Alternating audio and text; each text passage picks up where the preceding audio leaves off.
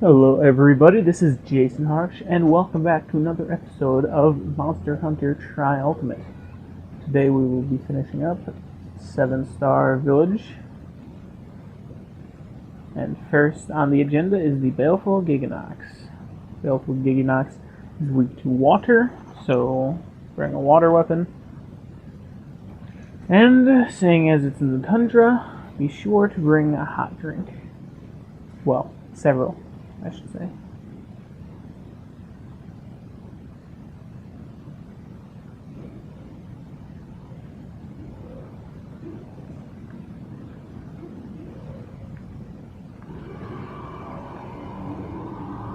And what I just remembered is that I took off my HG plugs for some reason.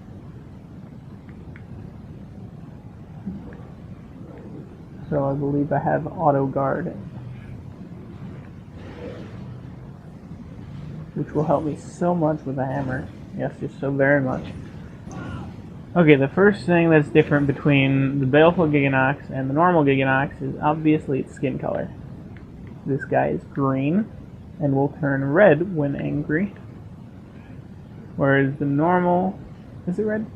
Yes. Whereas the normal will be white and turn black when it's angry. Second is, instead of poison, Baleful Gigginox is paralysis.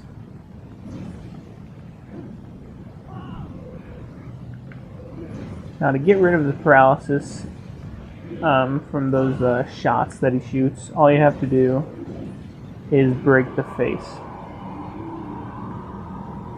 So just concentrate on the face and it will eventually break.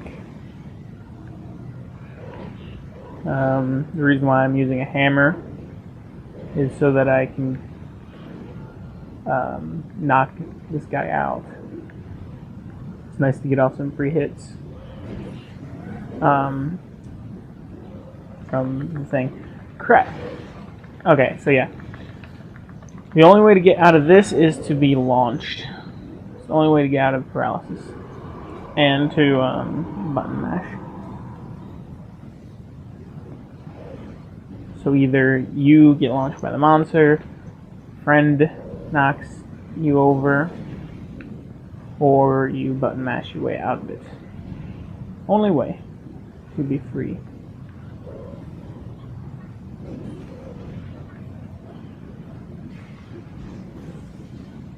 Ooh, Kiamba. Ah, dang it. Dude. Stop.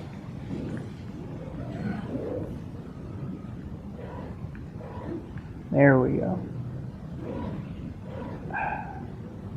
The reason why most people, including myself, don't really like Gigginox is because of the spamminess. Same with Plesioth. Those two guys are one of the worst monsters for spamming. Plesioth with its tailspin, and Gigginox with its either face or butt swipe.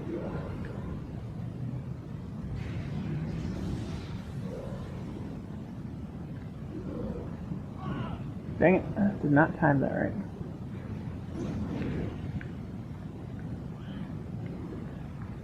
Sorry if I seem a little awkward with my speech. Today I'm just not used to recording. It's been a while, as I'm sure anybody watching this would know. Well, anybody who's watched my other videos, I should say.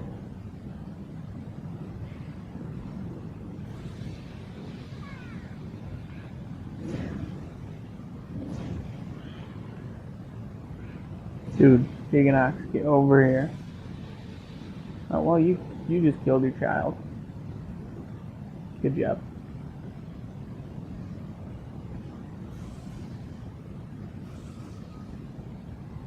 Okay, now come on. Thank you.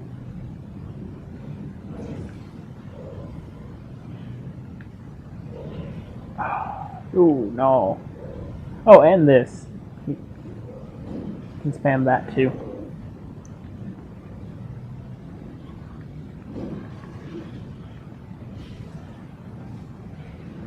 Yeah, you want to stay away from the explodey things that he does. And from his face.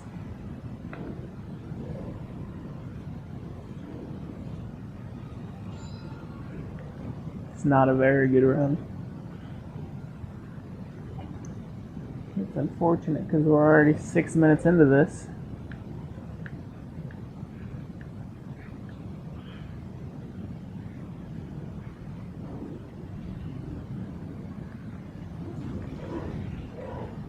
Oh, man.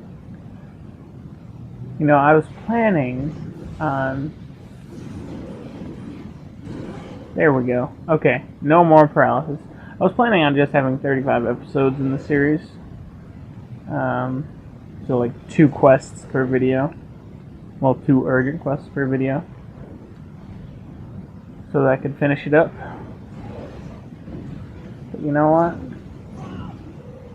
I want the videos kind of short. And by that, I just mean I don't want them super long.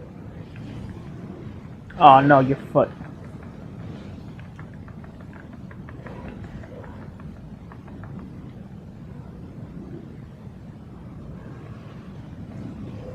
But yeah, if each fight takes 20 minutes, then that's 40 minutes, and I don't want to do that. I don't want you guys to have to sit through that. I mean, what I've been trying to do to cut back on the times is, what you call it?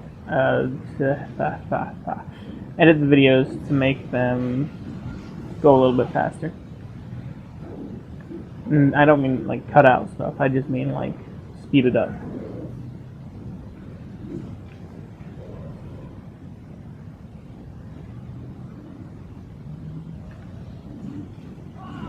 Yeah, my friend has the hardest time figuring out which part of the Gigginox is the front and which part is the back. But you know, it's not all too hard to figure that out. One is always sloped towards the ground and has feet by it. The other is more vertical, not vertical, horizontal, and has arms by it.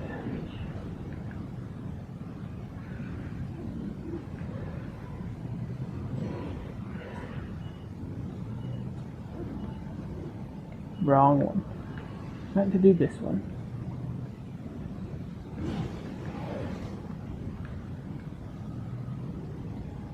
Yes.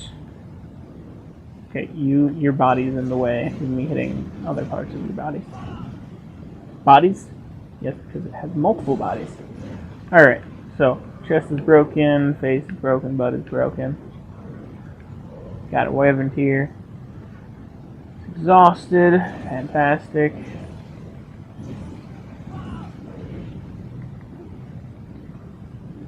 At this point, what we want to do is follow it and smack it in the face, because that's what we do.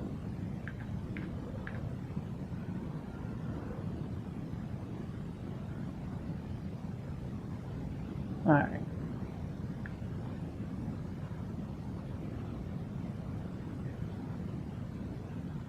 You know, I don't really have much to talk about in these videos, so I usually just stick to talking about whatever is going on in the game, my thoughts towards it. But, you know, I think that today I'm going to talk about a story idea thing. Yeah, words. I can use words. Yeah. Oh, no. So, recently, some of my friends wanted to, like, make a... Well, see, my friends want to make... Okay. different story to tie into the first story. My friends want to make a game, like a video game, full-fledged, sell, make money, you know, standard stuff for a video game, right? Wouldn't be very high graphics because it would be the first one. It'd just be like 8 or 16-bit, whichever one has pixel art, basically. So we have some of the stuff done, like we have the mob detailing done, we have some of the dialoguing done.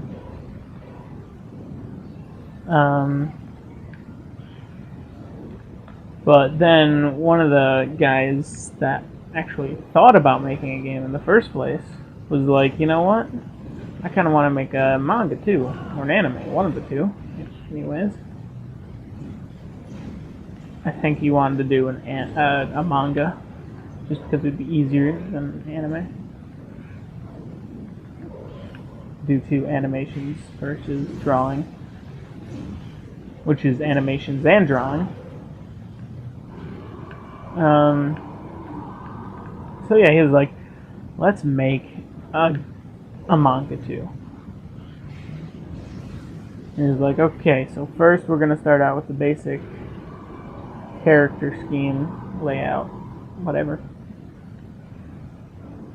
So everybody design a character. You all get one, basically. And then possibly a group character. So we all design stuff.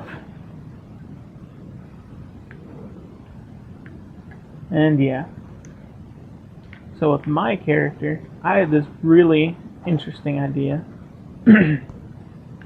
which would not be able to fit into a manga at all, unless I was directing it, just because of how different it is.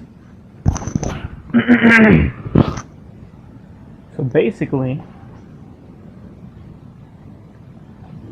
there are these things called, let's see, it's either Junshin or Jundo.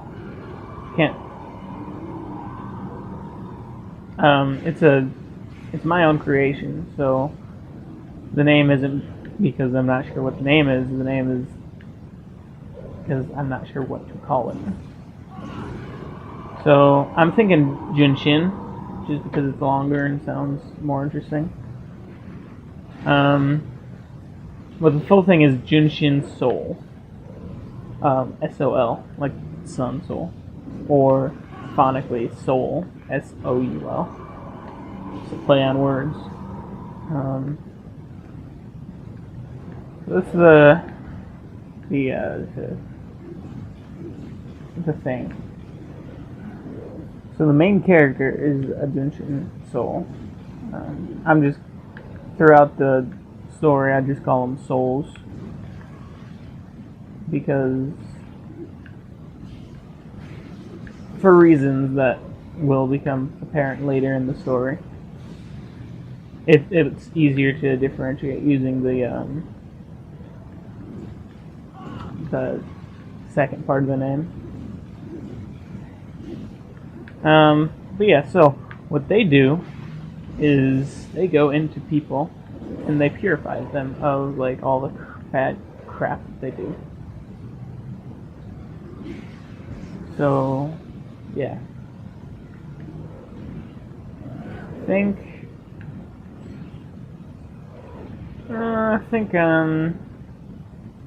kind of like Bleach or Soul Eater, except instead of fighting people and killing them, it's going inside them and cleansing the people.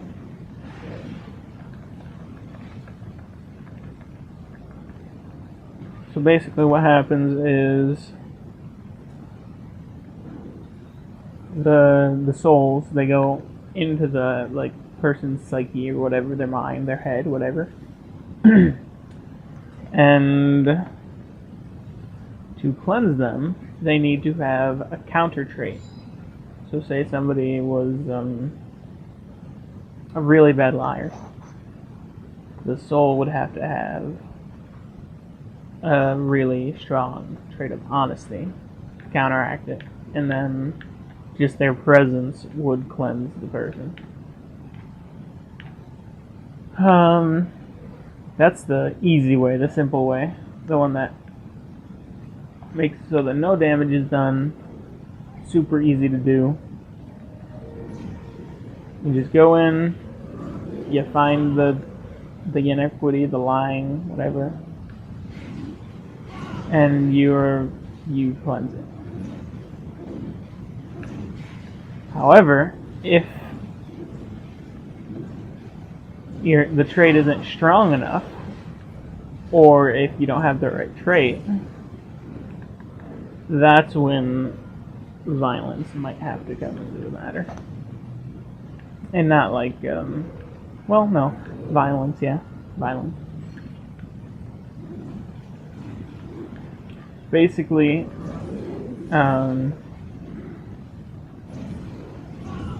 what you would see, like the depiction of the inequity, is the person, like the standard person, not the soul. Them with something about them changed.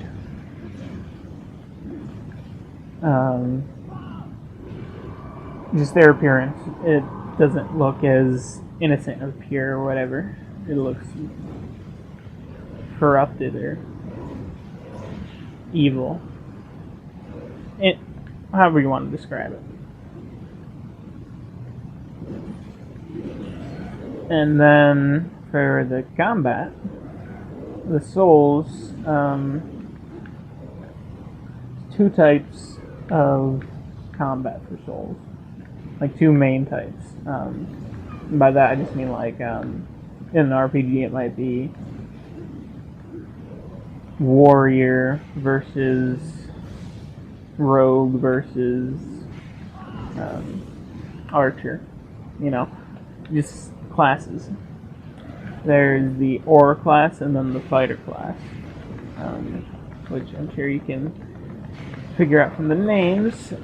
Well, actually, maybe not for the fighter one.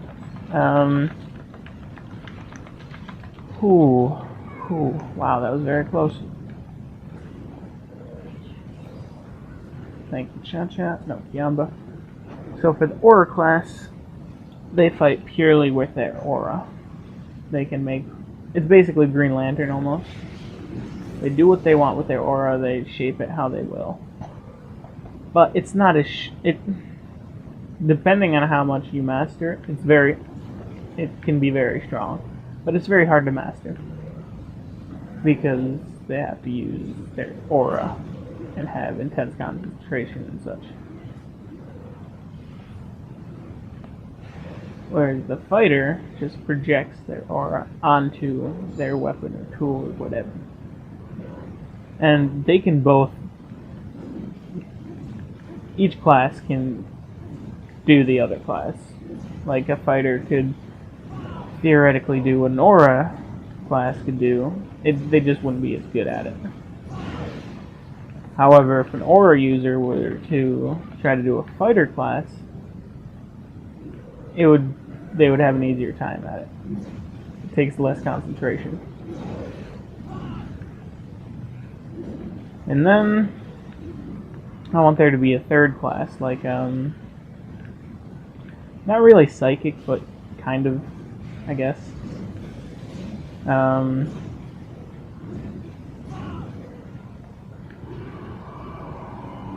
Well, not psychic like mind reading, but like telekinesis and such, like moving stuff and having an influence on the world without actually touching it. If you think that sounds kind of like aura, it kind of is. But the difference is that they're born with complete mastery over it. And you can't get it otherwise. Like an aura class guy wouldn't be able to use, I guess, psychic class stuff, and a fighter wouldn't be able to use psychic class stuff. But also a psychic class guy couldn't use fighting or aura stuff either. So, yeah. But yeah, so the main character I'm thinking is going to be a woman. Why? I don't know. But, you know, why not, I guess. Oh, Cha-Cha's dead. Dang it. There we go. That doesn't really have as much of an effect on the story, it's just information.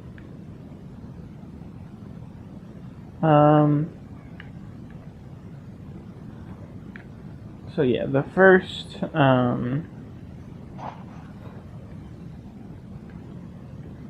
little part of the story is she's just finished a job and she goes home and, you know, is done for the day, goes to bed, whatever. And then she wakes up, gets ready to go to work. Well, work, I guess, quote unquote work.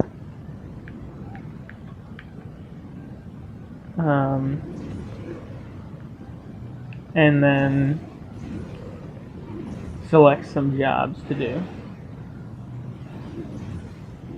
It's kind of like Mob Turner in the sense that you don't get assigned jobs really, unless it's like in this case it would be an urgent quest. If we're sticking to Mob Turner terms. Unless you get an urgent quest, you can just pick whatever quest you want to do, whatever job you want to do. So she clicks, well not clicks, she chooses 3 of them. No importance with the number. 2 of them are really easy to do. But then one of them is supposed to be really easy to do. But, you know, it's an anime. Something has to go wrong, right? Well, no, it's a story. Something has to go wrong. Dang it, I didn't kill the last Panabra.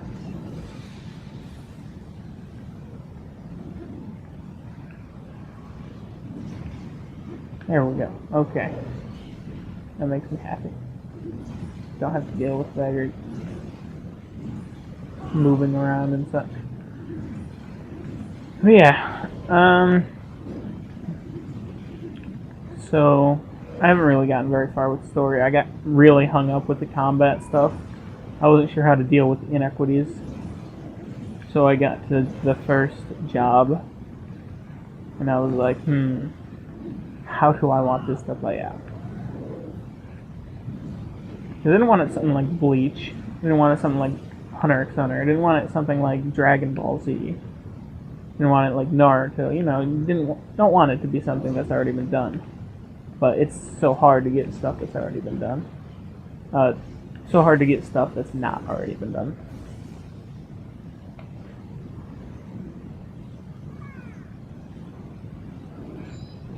So I kind of just went for a mix of different things.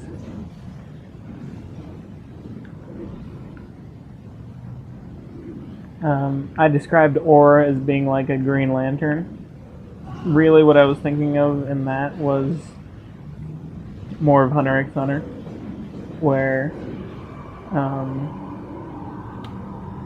Killua can do stuff, and who's another guy? Oh, the little blonde-haired kid that gets angry when he sees spiders. That guy. That kid.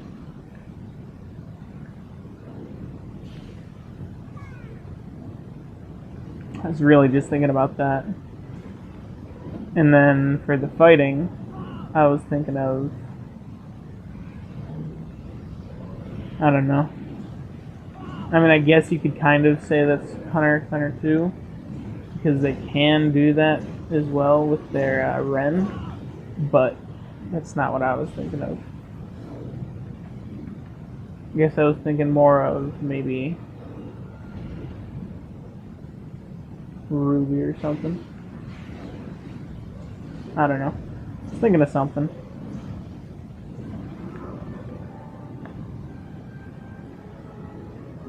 But yeah, so there's that. This guy's done. Took me 25 minutes. That is highly unfortunate. Highly unfortunate.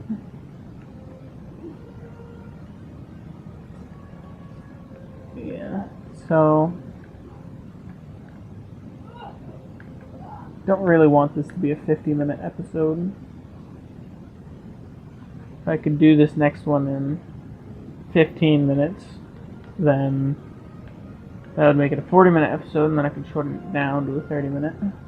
But that would make everything 25% faster, so I don't know.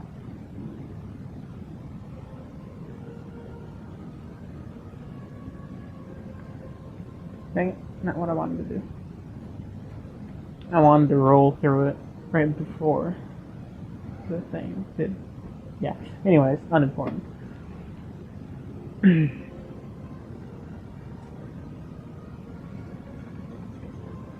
So we got some stuff that we don't really need, don't really care about. First, Baleful Gigginox. This was awesome. Save the progress because I'm that confident that this recording will go well.